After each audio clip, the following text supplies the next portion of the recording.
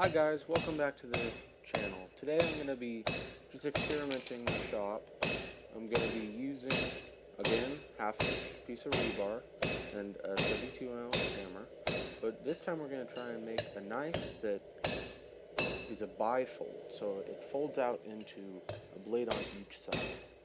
So to do this, I'm going to need to make two normal rebar knives and find some way of attaching them. So right now I'm just going to hammer in a normal shape of a knife. I'm going to be using, like I said before, 32-ounce hammer to do this. And I'm going to try and make my blows as consistent. Oh, there goes the little hammer.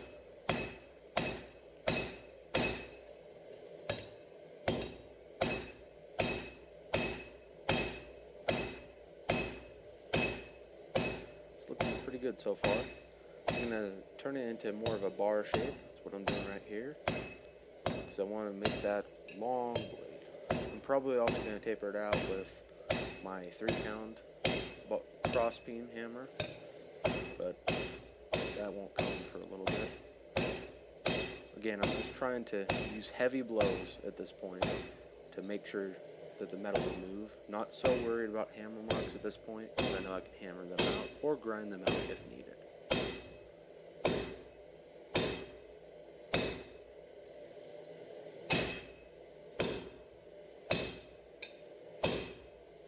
As you can see, I'm using really heavy blows.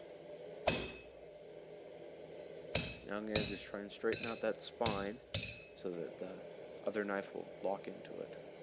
Okay, so now I'm going to be switching to my 3-pound cross-peen hammer, which is shown right there.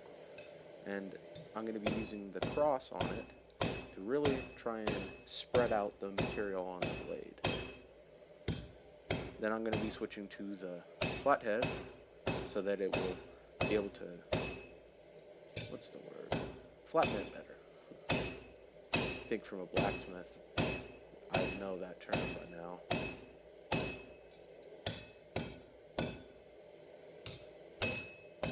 Again, I'm straightening that spine so it will lock together with the other blade. I'm wanting to get really hot heats like this so that I don't create any stress fractures that might hurt the blade down the line.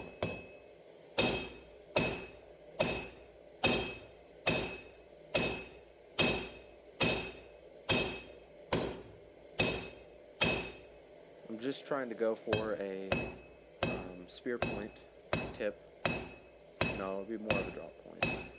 But I'm going to be using this.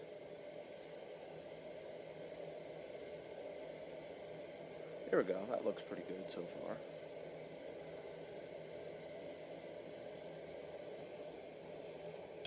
Okay, yet another heat.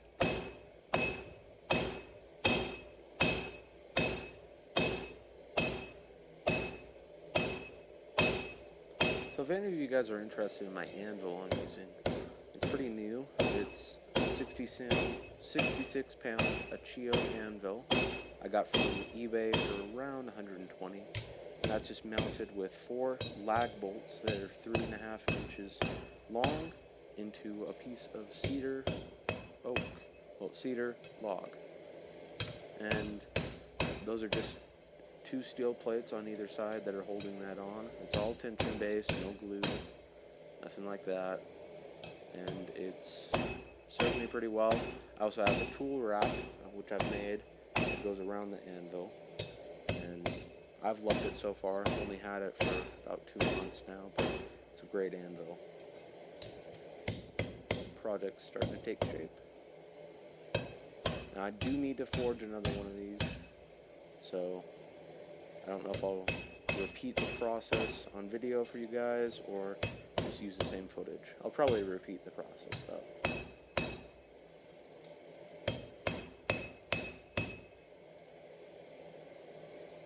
There we go. Okay, so now I'm switching to my 32-ounce ball peen hammer. It's a little bit lighter, so it's going to help me knock out some of those hammer marks without creating new ones. And that's what I'm working on right now. Just trying to make the blades look nice. Just making it look nice is half the battle. I'm also trying to hammer in a little bit of bellow, which for those of you who are new to blacksmithing means like an edge. It makes the grinding process a lot easier.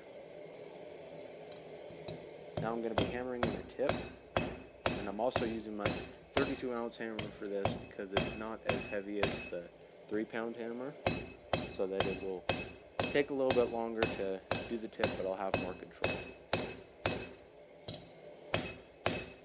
But as you can see, since the metal's so thin, it's pretty easy to move.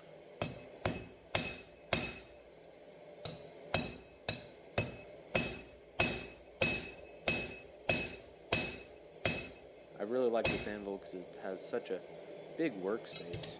I started on a 22-pound anvil, but I soon upgraded to this, and I love it so much. And I know that my friend does too.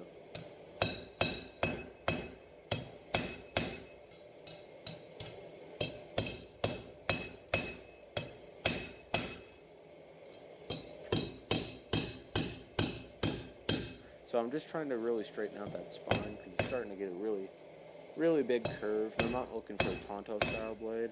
I'm looking for a straight blade and a straight spine. So now I'm going to be switching to my finishing hammer to just get rid of any unwanted hammer marks that are left in there. I am not really worried about working this at a high heat since it's not bending anything. It's not going to cause any stress fractures or something.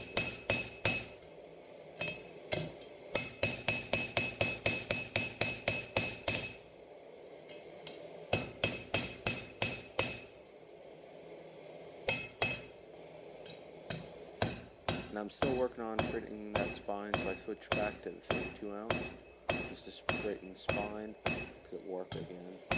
But I'll go back to the finishing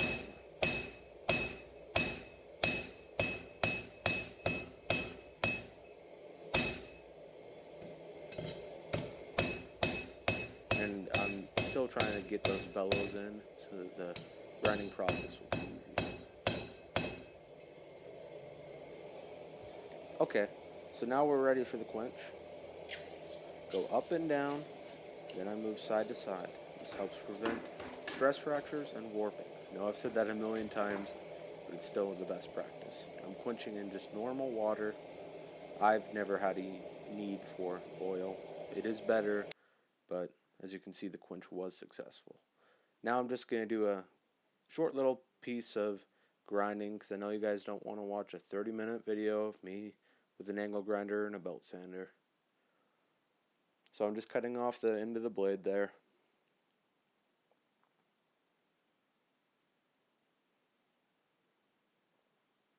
There we go. Now I'm just knocking off the corners so I don't cut myself. And that's what the finished project, well, that knife looks like. Now I need to make an exact replica for the other side of the blade. And I ground off all the marks from the rebar on the handle so it would fit nice and feel nice in the hand, since I'm not going to put any paracord or anything. So I decided to start over on the project and add, well, this is the forging of the other side of the blade. I didn't start over, guys, don't worry. I'm not that bad of a blacksmith. Again, I'm using my 32-ounce hammer, but you could use a 3-pound for this part, and I'm using really heavy blows to make the metal move.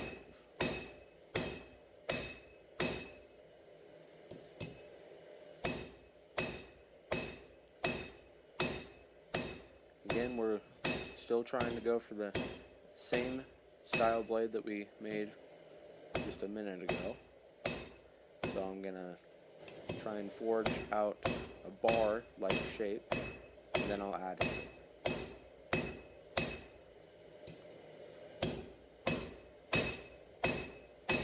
Now luckily my forge is already heated up at this point, so the metal gets hotter a lot faster. So this should go a lot faster than before. As you can see, I've already got a pretty good blade structure and I'm already forging out the bar. Now the metal does get a lot hotter because I had to cut the handle so that I could grind the other side and have something to compare this to. So as you can see right now, I took a rag that I soaked in water and I just wrapped that around the handle. Now this does steam and it can possibly burn, but I've never had any problems with it. And you still need to wear the protective glove. This just gives you an extra layer of insulation. Now I'm also gonna, like what I'm showing right here, I have a wet rag. I'm just gonna smack it against the anvil. Having your anvil slightly wet can increase the life of the anvil, especially when you're doing really heavy blows. Because when you miss your workpiece and hit the anvil, it can dent it, but when you soak the anvil, it can really extend the life of it.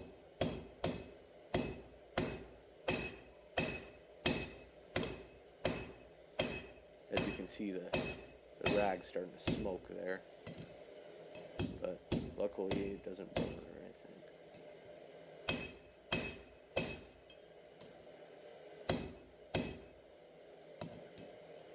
There we go, that's looking pretty good. I just need to put the tip in.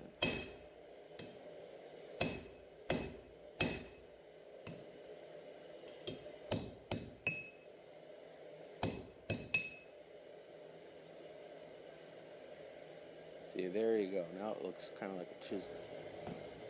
Now I'm forging the tip in, just using my 32-ounce hammer again. And I'm trying to make it look as much like the last one as I can possibly make it look. Just trying to make a good replica of the last one. Sorry, not very good at English.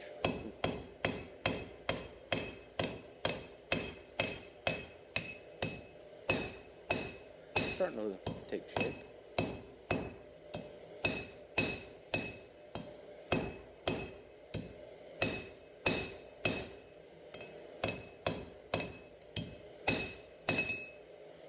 There we go. You see, I started getting that tip in a little bit. Now I'm just smacking in some bellows. And that should be good for that heat. Okay, now I'm switching to my bigger 3-pound cross-peen hammer to really move some material.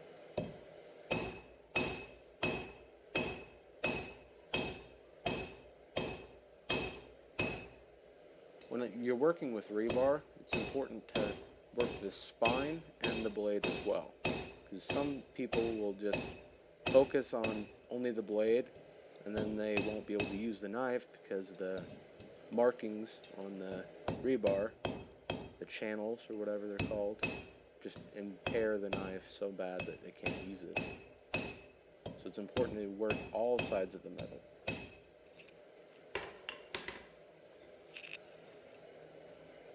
There we go. Now I'm moving my finishing hammer just to get those hammer marks out. I'm going to be moving very fast with this because I don't want the metal to cool down.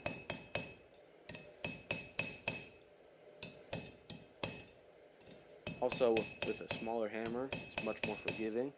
If you miss the metal or you hit it wrong, it won't dent as badly as if you were using like a 3-pound hammer. Sometimes a small hammer is great, but it does not move the metal nearly as fast as a larger hammer. But I still use it in the shop. Okay, I just quenched that. Looks like a pretty good quench. Again, that handle got too hot, so I had to use a rag. So that's what it looks like completed, both of them together. I just needed to cut the handle lengths and we'll be done. I also need to find a way to attach it. I think I figured out how I'm going to do the piece to connect the rebar together, and I'm going to cut a groove down right about like that. Just right, we want this to be exactly in a straight line with the blade. We're going to cut a line about ½ inch deep, and then we're going to put a small piece of metal in between that and drill holes in each one of them. So now I've cut and drilled through the first one. And there's going to be a little plate that comes in here. And the other one will just swivel on that. Now I just need to do this to the other one. Look at it in all of its glory. Swing it up.